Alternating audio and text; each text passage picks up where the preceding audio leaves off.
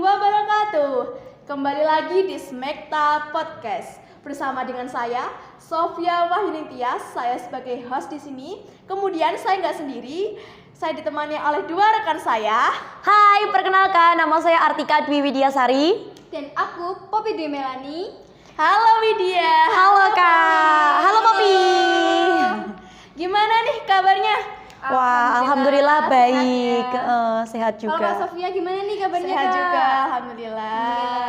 Sekolahnya lancar nggak nih? Alhamdulillah lancar, iya. Aman ya? Iya, aman.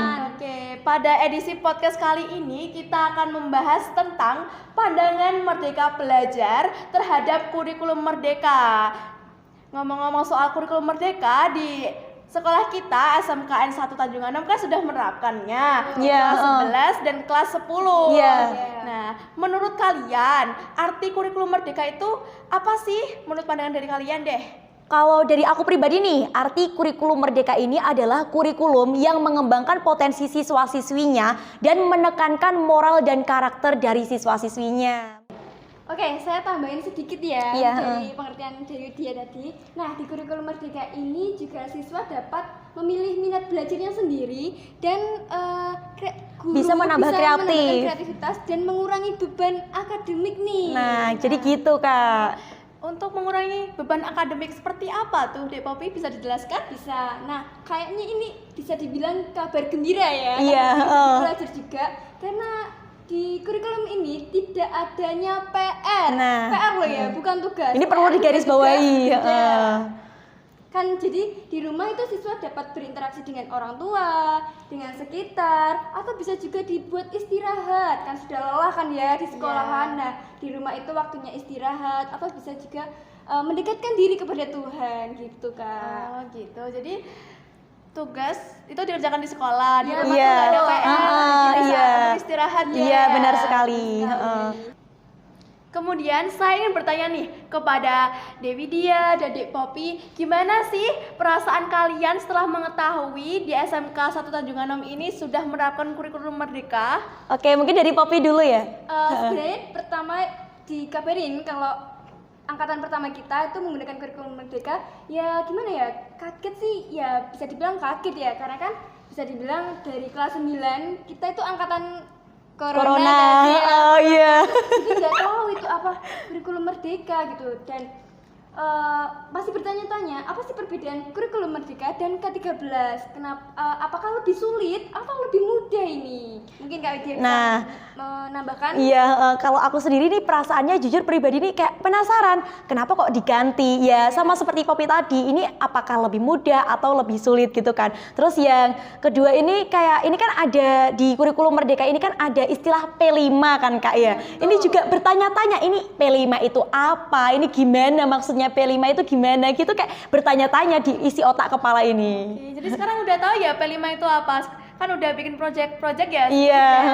Bisa jelaskan P5 itu apa sih? Terus kemudian project apa yang udah kalian bikin gitu?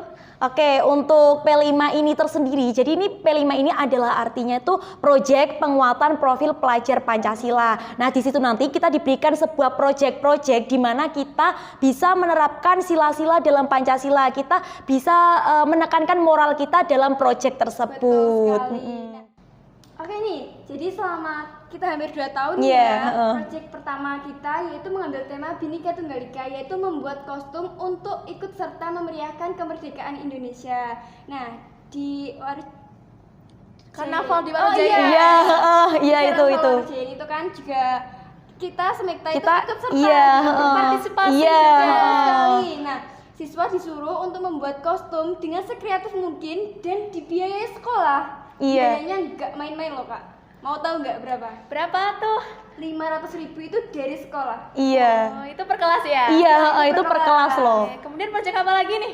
Yang kedua itu ada itu dengan tema bangun jiwa raganya. Nah, di situ nanti kita yang tugas yang pertama itu kita disuruh bikin poster. Nah, dalam poster itu temanya kita bangun jiwa raganya. Terus kemudian kita disuruh LKBP. LKBP-nya ini diadakan lomba dan lombanya ini tiap kelas, dan yang paling seru banget ini adalah kalau kan ini kan diadakan lomba, Iya. terus ini diadakan undian juara juga kan ya. Nah juaranya ini tuh dikasih uang pembinaan sama trofi penghargaan loh. Gimana nggak seru banget dong Iya, Kak? itu. Kan Dan ngomong-ngomong nih, kelasnya Kak Witia yang menjadi juara. Tepuk tangan. oke. Iya. Oke, dari situ juga ini sedikit cerita juga ya. Dari apa itu namanya, dari LKBB itu di situ kayak ngerasa banget kekompakannya, terus kekeluargaannya, keseruannya juga tuh terbentuk dari latihan hari perharinya Iya. gitu. Capek juga dirasakan, tapi iya. pernah ngeluh gitu loh ya. Bener banget. Seru banget ya dari Iya. kita kali ini. Karena aku kan angkatan K13 terakhir. Iya. gitu. Oke. Dan kemudian yang ketiga dan keempat proyek apa tuh? Yang ketiga itu proyek mengenai kewirausahaan. Karena di Smekta kan ada 6 jurusan, itu yang 3 jurusan itu kita melakukan kunjungan industri dulu, dan yang 3-nya itu di sini untuk melakukan survei ke industri-industri, kewirausahaan yang di sekitar sekolah. Iya. Kemudian yang terakhir baru-baru ini ya mungkin. Yang ini adalah suara demokrasi. Yaitu pemilihan calon ketua OSIS tahun 2023-2024. Iya. Membuat apa tuh? Ini jadi kayak sistemnya itu semacam kayak pemilu gitu Kak. Jadi yang pertama itu bakal calonnya ini presentasi di depan khalayak umum, di depan siswa-siswinya. Terus yang kedua ini dia membuat kayak istilah partai gitulah ya. Diajari membuat partai gimana sih? Iya juga. Iya, terus disuruh sama poster partainya juga. Terus yang selanjut membuat partai itu kemudian ada kayak kampanye, semacam kampanye, terus setelah itu barulah pemilihan umum ini. Di situ sudah terlihat semangat banget ya. Aku milih ini, aku milih itu. Iya, kayak di situ kita diajari bener-bener oh gini loh, berpolitik berpolitik ini kayak gini, terus pemilihan umum ini kayak gini gitu. Oke, terima kasih ceritanya. Oke.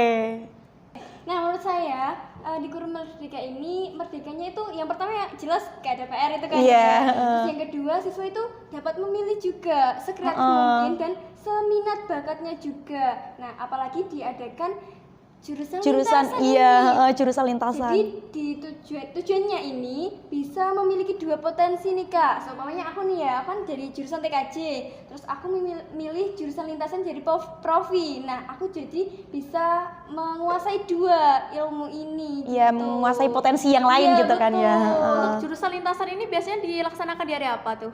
Kalau kan ini kan jadi 2 kelompok ya nih Kak. Oh, Yang iya. satu kelompok itu TKJ sama profi itu dilaksanakan hari Senin gitu. Yang kelompok 2-nya sih kurang tahu ya Kak. Iya, kalau Dan untuk Devidia?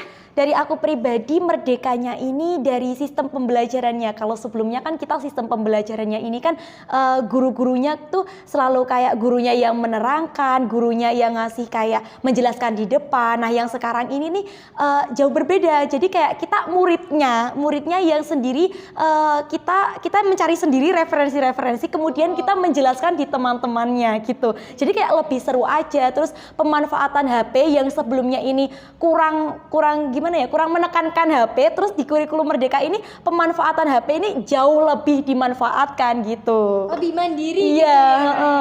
jadi guru hanya datang mendampingi, terus habis itu siswanya nanti yang dia berpresentasi menjelaskan ke teman-temannya. Itu yang jauh lebih seru banget, soalnya kita bisa bertanya-tanya ke temennya, terus kita bisa iseng-iseng mengambil pertanyaan yang kayak gimana kita kurang tahu, terus gimana kita bisa mengukur seberapa kemampuan dari teman-teman kita gitu. Itu yang sangat seru dari aku sih. Nah, dari tadi kan Kak Sofia nih yang Ya, tanya, iya. giliran kita nih yang Iya, bertanya. gantian dong. Nah, perbedaan kurikulum K13 sama kurikulum Merdeka yang Kak Sofia Rasakan. Oke, saya di sini izin bercerita ya. Oke, nggak apa-apa Kak. Di kurikulum Merdeka di SMK ini saya laksanakan di kelas 10 di semester 1-2, kemudian di kelas 11 semester 1. Ya, jadi pada saat itu ya tetap ada kayak mapel mapel pelajaran biasa kayak bahasa Iya. Indonesia, agama, bahasa Inggris, Matematika. PPKN, Iya, itu masih ada. Kemudian untuk mapel jurusannya ini masih melebar. Di kelas 10 karena saya TKJ, saya belajar ada mapel simulasi digital, kemudian ada sistem komputer, ada pemrograman dasar dan sebagainya. Kan di kalian kan mapel jurusannya kan Lebih ke Melingkup gitu iya, ya, nggak melingkup. melingkup, Iya. nggak meluas. Kemudian di kurikulum K13 ini nggak ada project seperti kalian. Iya, di kita kan ada project. project P5 terus Iya. Iya. Terus di kurikulum Merdeka ini kan ada skill pasport tuh buat nguji kompetensi yang dimiliki oleh siswa. Iya, Ya. benar banget. Skill pasport itu ada kompetensi wajib dan kompetensi tambahan. Nah, di kompetensi wajib ini siswa itu harus dan wajib untuk menguasai. kompeten, untuk Iya. kompeten dan menguasai yang ada di skill pasport itu. Iya. Nah, cara uji coba untuk menguji kompetennya itu di setiap tiga bulan sekali atau saat UTS, setelah UTS mapel biasa itu kita lakukan UUK atau ujian unit kompetensi untuk melakukan uji kompetensi terhadap siswa Iya. yang berguna untuk ngisi skill pasport tadi. Jadi Oke. ketika lulus ini udah menjamin ya Kak Iya, ya, kalau sudah kompeten gitu. Ya, harapannya sekolah juga gitu. Jadi skill pasport ini juga berguna agar bisa menyiapkan para siswanya siap untuk bekerja, karena kan di SMK sendiri kan Mempersiapkan Iya, siswa untuk siap Siap untuk kerja. terjun langsung di dunia kerja. Iya, jadi keluar sekolah udah siap kerja. Iya.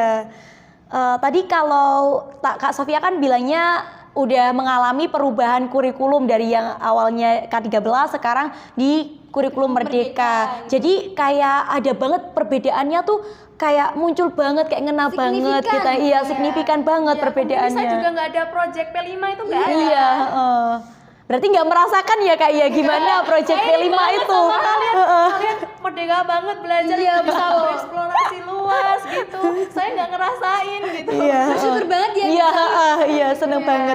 Jadi kayak ada have-fun-have-funnya, nggak pelajaran terus, kita bisa project gitu. Karena saya kelas 12 sekarang, nanti juga tahun depan lulus, jadi di Semekta ini udah full kurikulum Merdeka, udah nggak ada gitu K13 Oke, kan. soalnya kan menyesuaikan juga Iya, sama betul. kurikulumnya. Tadi kan udah berbicara tentang UUK nih, atau ujian unit kompetensi. Untuk Dewi Jen sendiri dari jurusan Profi dan Popi dari jurusan TKJ, ini kompetensi apa yang udah diujikan oleh guru-guru kalian ini? Oke, mungkin dari aku dulu ya. Jadi gini Kak, ini kan di jurusanku ini kan juga mengalami perubahan kan. Yang dulunya adalah jurusan multimedia, sekarang adalah jurusan broadcasting perfilman. Dan aku ini adalah angkatan pertama jurusan broadcasting perfilman kan. Nah, jadi di sini ini banyak sekali perbedaannya antara jurusan multimedia sama jurusan broadcasting perfilman. Jadi kalau jurusan multimedia kan ini kan kayak lebih ke desain, lebih ke stop motion gitu kan. Kalau di jurusan broadcasting perfilman ini kayak kita diajarin penyiaran, kita diajarin produksi film gitu kan. Nah, pada waktu UKK dulu itu kita disuruh membuat sebuah naskah film, kemudian kita disuruh menulis storyboardnya juga gitu. Mungkin yang dari TKJ nih ya, dari yang pertama yaitu adalah pengeripikan kabel nih Kak ya. Nah, setelah itu kita diajarkan untuk sharing file, sharing folder, sama sharing printer. Tidak hanya itu, kita juga diujikan untuk pengalamatan IP. Oke, nah menurut kalian untuk UUK ini memberikan manfaat atau tidak sih? Wah, Menurut saya sangat sih sangat ya. banget Betul. Kak, karena dari yang awalnya kita nggak tahu, kita jadi tahu, oh jadi gini gitu. Oke. Terima kasih ya Dek Widya dan Dek Popi sudah bercerita tentang pengalamannya dalam mengikuti pelajaran di kurikulum Merdeka saat ini yang telah ditetapkan di SMK Negeri 1 Tanjung Anom. Oke, untuk yang terakhir ada harapan yang akan saya tanyakan nih. Menurut Dek Widya dan Dek Popi, harapan apa yang kalian harapkan untuk kurikulum Merdeka ini? Mungkin dari aku dulu ya. Iya. Harapan aku setelah diterapkan kurikulum Merdeka ini di SMKN Negeri 1 Tanjung Anom ini adalah membuat siswa lebih mandiri untuk belajar.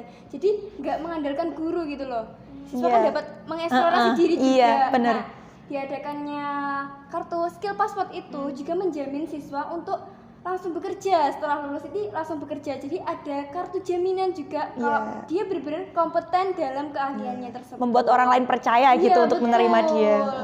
Kalau dari aku sendiri kan sesuai dengan apa yang aku bilang tadi, mengembangkan karakter dan moral dari siswa-siswinya. Nah, harapanku ini setelah diadakan kurikulum merdeka ini, siswa-siswi jadi kayak terbentuk karakter dan moralnya. Soalnya kan di luar sana ini lagi kayak isu-isunya kayak seorang pelajar nggak memiliki moral, seorang pelajar nggak memiliki karakter gitu kan. Nah, setelah diadakan kayak kurikulum merdeka ini, seorang siswa-siswi ini bisa memahami dirinya bahwa karakter dan moral yang diberikan kepada kita ini di kurikulum merdeka ini bersangkutan dengan Pancasila itu tadi. Betul. Terima kasih Dewi dan Dek Popi. Kemudian Iya. menurut saya, harapan saya ya semoga kurikulum merdeka ini terus berlanjut. Kemudian karena kan manfaatnya banyak banget ya untuk siswa. Iya. Siswa lebih mandiri, karakter dan moralnya terbentuk. Kemudian siswa bisa Bereksplorasi, kemudian juga memanfaatkan HP sebagai Iya. alat digital seperti itu. Jadi nggak menyalahgunakan HP gitu loh. Sekian edisi podcast kita kali ini. Semoga dengan adanya kurikulum merdeka dan merdeka belajar dari Iya. kurikulum merdeka itu sendiri dapat membuat siswa menjadi generasi yang dapat menjadi perubahan lebih baik untuk Indonesia Kedepannya. ke depannya. Akhir kata, wassalamualaikum warahmatullahi wabarakatuh.